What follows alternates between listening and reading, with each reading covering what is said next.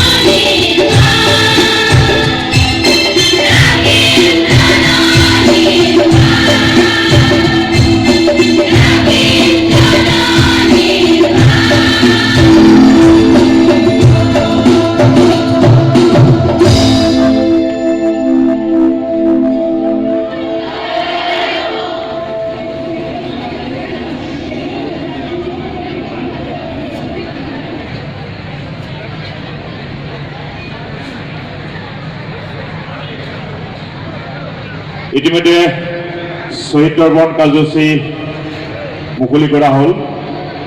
ইয়াৰ পাছতে সদৌ অসম ছাত্ৰ সন্থাৰ সন্মানীয় সাধাৰণ সম্পাদক ডাঙৰীয়াক শ্বহীদ তৰ্পণ কাৰ্যসূচী মুকলি কৰাৰ ভাষণ ৰাখিবৰ কাৰণে আমি মঞ্চলৈ আমন্ত্ৰণ জনাইছোঁ।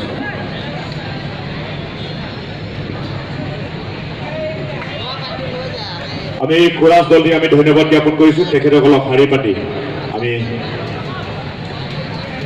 সমাপ্ত কৰিবৰ কাৰণে অনুৰোধ জনাইছোঁ।